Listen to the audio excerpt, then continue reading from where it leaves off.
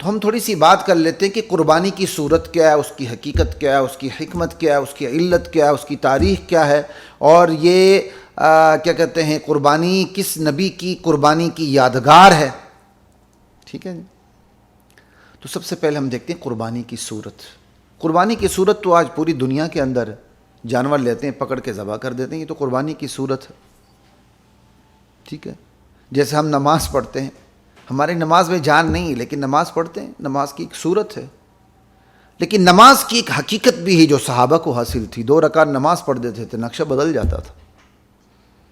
تو قربانی کی ایک صورت ہے کہ ہم قربانی کا جانور لیتے ہیں، اللہ کے نام پہ ذبح کر دیتے ہیں. لیکن قربانی کی ایک حقیقت ہے، اس کی ایک اسپرٹ ہے، وہ اس کی ایک روح ہے.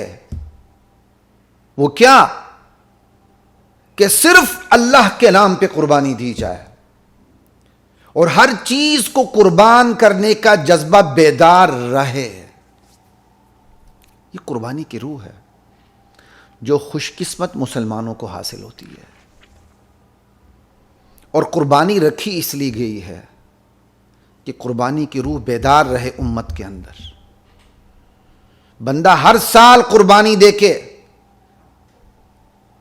نہ صرف ایک حکم کی تکمیل کرتا ہے بلکہ اسے ابراہیم علیہ السلام کی قربانی بھی یاد رہتی ہے جو اللہ کے حکم پر اپنے بیٹے کو قربان کرنے کے لیے تیار ہو گئے تھے. کتنی بڑی بات ہے.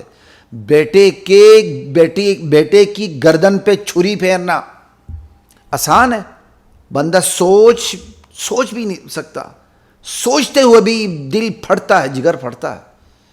اپنے سگے حقیقی بیٹے کے اوپر اسے لٹا کے اس کے اوپر چھری پھیرنا. اللہ اکبر. کیوں؟ اللہ کا حکم ہے. تو اللہ کے حکم کے سامنے، ہر حکم کے سامنے، چاہے وہ ہماری کھوپڑی میں آئے یا نہ آئے، سر تسلیم خم کر دینا، یہ قربانی کی حقیقت ہے، یہ قربانی کی اسپرٹ ہے، یہ قربانی کی روح ہے. اللہ کرے یہ روح ہمیں حاصل ہو جائے. ہم جانور کو ذبح کرتے ہیں ابراہیم علیہ السلام کی سنت کو اپناتے ہوئے، جانور کو ذبح کرتے ہیں. اللہ کرے ابراہیم علیہ السلام کو جو قربانی کی حقیقت ابراہیم علیہ السلام کو جو حاصل تھی، اللہ کرے وہ ہمیں حاصل ہو جائے.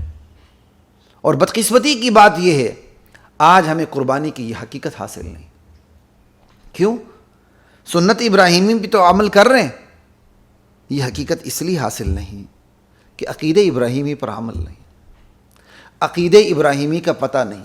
جب تک عقیدہ ابراہیم علیہ السلام کا پتہ نہ ہو، سنت ابراہیم علیہ السلام اپنا نقش نہیں چھوڑتی.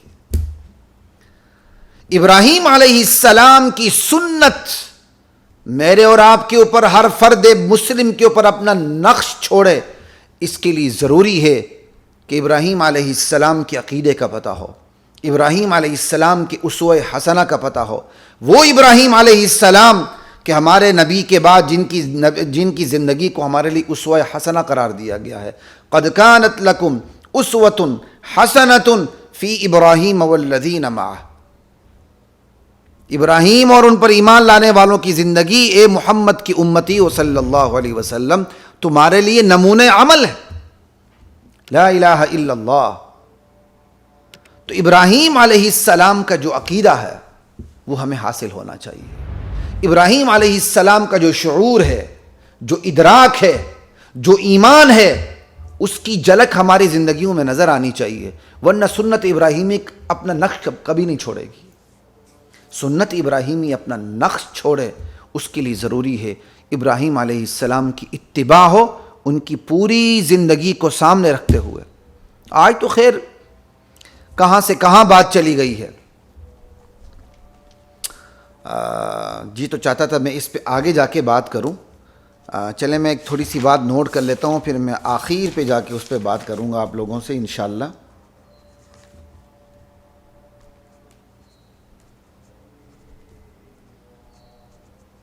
ابھی بات نہیں کرتا ہوں تاکہ ترتیب خراب نہ ہو. بعض باتیں دوران بیان یاد آ جاتی ہیں. اللہ تعالیٰ کی ایک حکمت ہوتی ہے اور اللہ کا احسان اور اس کی نعمت ہوتی ہے. تو عقیدہ جو ابراہیم ہے اسے پیش نظر رکھیے. اور عقیدہ ابراہیم علیہ السلام پورے قرآن کے اندر موجود ہے. سورہ مریم میں تو پہلا ہی رکوع، وہ رکوع پڑھ لیں، یہ کون سا رکوع بنتا ہے؟ پہلا، دوسرا، اور یہ غالباً سورہ مریم کا تیسرا رکوع بنتا ہے. وَاذْكُرْ فِي الْكِتَابِ ابراہیم اِنَّهُ كَانَ صِدِّيقًا نَبِيًّا. مجھے اپنے والد مرحوم یاد آ جاتے ہیں. صبح کی نماز جب تک انہیں قدرت تھی نماز کی امامت کی، تو صبح کی نماز میں عموماً وہ یہ رکوع ضرور پڑھا کرتے تھے. وَاذْكُرْ فِي الْكِتَابِ ابراہیم اِنَّهُ كَانَ صِدِّيقًا نَبِيًّا. میرے نبی اس کتاب کے اندر میرے بندے ابراہیم کا ذکر کریں. اِنَّهُ كَانَ صِدِّيقًا نَبِيًّا. وہ حق کی تصدیق کرنے والے نبی تھے. کوئی تعامل نہیں تھا حق کے معاملے میں، بلا تعامل وہ حق کی تصدیق کرتے تھے. تو ابراہیم علیہ السلام کے عقیدے کو ذرا دیکھتے ہیں، تاکہ ابراہیم علیہ السلام کی سنت ادا کرتے ہوئے ہم شعور کے ساتھ، ادراک کے ساتھ اور پورے ایمانی جذبے کے ساتھ سنت ادا کرنے والے ہوں. ابراہیم علیہ السلام کے عقیدے کو سامنے رکھیے. ابراہیم علیہ السلام کی جو قرآن کریم تعریف کرتا ہے وہ یہ تھا کہ بلا لیت العال، بلا تعمل وہ حق کی تصدیق کرنے والے نبی تھے. انہ کان صدیقا نبیا. اور دوسری بات، وہ توحید کے، بلکہ سب سے بڑی بات، وہ توحید کے علم بردار تھے. اللہ اکبر. توحید کے معاملے میں تو جب آپ پڑھتے ہیں قرآن کریم کو تو ابراہیم علیہ السلام کے جگرے پر حیرانی ہوتی ہے. کس طرح وہ پوری قوم کے سامنے علی الاعلان اللہ کی توحید بیان کرتے تھے، بلکہ جو قوم کے نامور لوگ ہیں، جو مشرک تھے، ان پر بھی وہ انگلی رکھتے تھے. لا الہ الا اللہ. اذ قال لأبیہ یا ابت لم تعبد ما لا يسمع ولا يبصر ولا يغنی عنک شیئا. اللہ کتنے پیار سے بیان کرتے ہیں ابراہیم علیہ السلام کی وہ تبلیغ جو ابراہیم علیہ السلام نے اپنے ابا جان کو کی تھی، پھر پورے قوم کو کی تھی. اے ابا جان، لم تعبد ما لا يسمع، آپ ان ہستیوں کی کیوں عبادت کرتے ہیں جو سننے کی صلاحیت ہی نہیں رکھتی. اللہ اکبر. ولا یبصر، جو دیکھ نہیں سکتی، ولا یغنی عنک شیئا، جو آپ کے کام نہیں آ سکتی. لا الہ الا اللہ واللہ اکبر. یہ جو سننے کے عقیدے ہیں نا، یہ چور دروازے ہیں شرک کے. جب بندہ یہ ذہن بنا لیتا ہے کہ میں جس قبر پہ جاتا ہوں وہ سنتا ہے، تو پھر مزید اپنے عقیدے کو ایکسٹینڈ کر دیتا ہے، وہ جواب بھی دیتا ہے، پھر مزید آگے بڑھتا ہے، وہ حاجتیں بھی پوری کرتا ہے، مزید آگے بڑھتا ہے کہ وہ زندہ تھا تو ایک دو زبانیں سمجھتا تھا، مرنے کے بعد دنیا کی ہر زبان سمجھتا ہے. انا للہ و انا الیہ راجعون. زندہ تھا، دیوار کے پیچھے سے سن نہیں سکتا تھا، مرنے کے بعد منو مٹی کے نیچے دفن ہو کے ہر ایک کی سن رہا ہے، ہر ایک کی پکار کو سن رہا ہے، ہر ایک کی پکار پر کیا کہتے ہیں وہ جوابی کارروائی کر سکتا ہے. انا للہ و انا الیہ راجعون. پھر بندہ آگے بڑھتا جاتا ہے، یہاں تک آگے بڑھتا ہے، وہ کہتا ہے جی میں تو قبر پہ گیا تھا، پورا ہاتھ نکلا تھا. انا للہ و انا الیہ راجعون. یہاں تک آگے بڑھ جاتے ہیں، لوگ لطیفے سنانے لگ جاتے ہیں. او حضرت تو جی رات ہوتی ہے نا تو قبر سے باہر تشریف لا کے عبادت کر رہے ہوتے ہیں. لا الہ الا اللہ. ابراہیم علیہ السلام کو انسان کی ان فطرتی کمزوریوں کا پتہ تھا. ان فطرتی کمزوریوں کو سامنے رکھ کے اپنے ابا جان کو تبلیغ کر رہے ہیں. لم تعبد ما لا يسمع ولا يبصر ولا يغني عنك شيئا. میرے ابا جان، آپ ان ہستیوں کی عبادت کیوں کرتے ہیں جو سن نہیں سکتی، دیکھ نہیں سکتی، آپ کے کام آ نہیں سکتی. لا الہ الا اللہ. جب بندے موحد کو پتہ ہو میں جس قبر پہ جا رہا ہوں وہ سن نہیں سکتا، وہ کبھی بھی شرک نہیں کرے گا. اسے پتہ ہے یہ شرک کی پہلی سیڑھی ہوتی ہے جب بندہ یہ عقیدہ رکھنا شروع کر دیتا. لا الہ الا اللہ. تو ابراہیم علیہ السلام کے اس عقیدے کو سامنے رکھ کے جئیں، پتہ چلے مزہ بھی آئے. یہ ہے ابراہیم علیہ السلام کا عقیدہ. یا ابتی انی قد جاءنی من العلم ما لم یأتک فاتبعنی اہدک صراطا سویا. ابا جان میرے پاس، یہ ابا جان کہہ رہے ہیں. قرآن تو کہتا ہے ابا جان.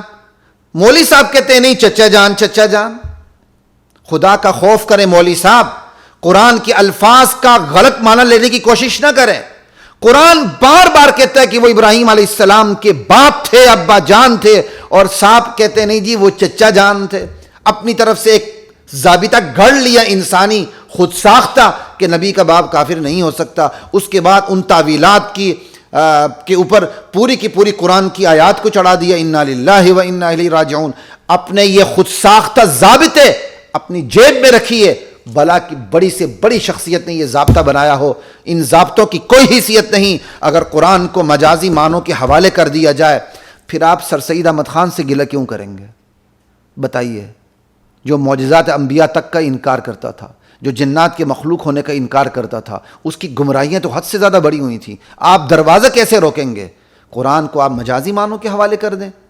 مجازی معنی پر تو عمل تب ہوتا ہے جب قرائن بھی بتا دیتے ہیں کہ وہاں حقیقی معنی پر عمل درآمد مشکل ناممکن ہو جاتا، وہاں مناسب ہی نہیں ہوتا حقیقی معنی پر عمل کرنا. قرآن تو بار بار کہے ابا جان یا ابتی یا ابتی یا ابتی، آپ کے نہیں چچا جان چچا جان چچا جان.